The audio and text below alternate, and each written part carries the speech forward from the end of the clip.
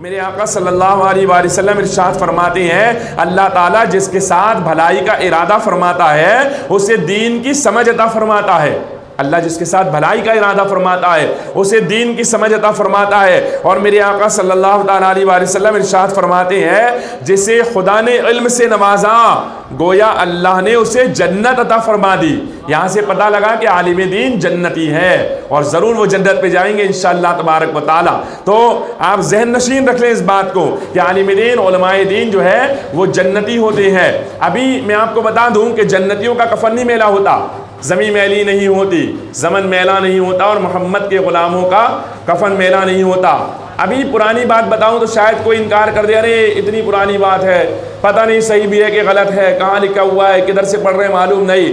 تو آج کل واٹس ایپ کی دنیا ہے، فیس بک کی دنیا ہے، زیادہ پرانی بات نہیں ہے، ابھی کل کی بات ہے، کل کی بات۔ بہار کے اندر ایک اللہ کے نیک بندے کا انتقال ہوا تھا 14 مہینے پہلے، کورونا کی جو دوسری لہر آئی تھی اس لہر کے اندر ان کا انتقال ہوا تھا، مفتی نعیم اختر صاحب کا۔ ان کا انتقال ہوا تھا کب؟ 14 مہینے پہلے۔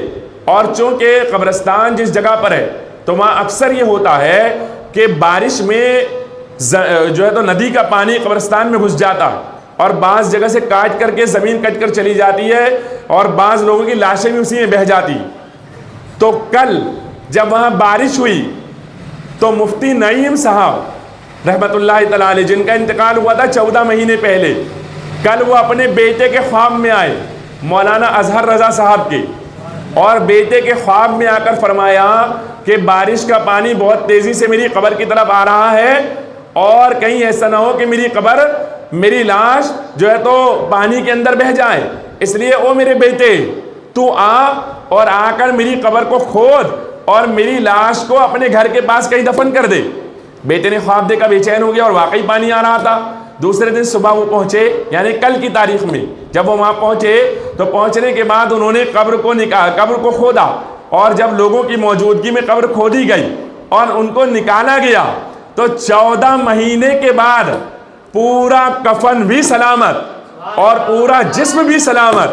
14 مہینے کے بعد پورا کفن بھی سلامت، پورا جسم بھی سلامت، اور پورے جسم کے اوپر جو کفن تھا اس کفن پر ایک بھی دھبا موجود نہیں۔ اسی کو کہتے ہیں کہ زمین میلی نہیں ہوتی، زمن میلا نہیں ہوتا، اور محمد کے غلاموں کا کفن میلا نہیں ہوتا۔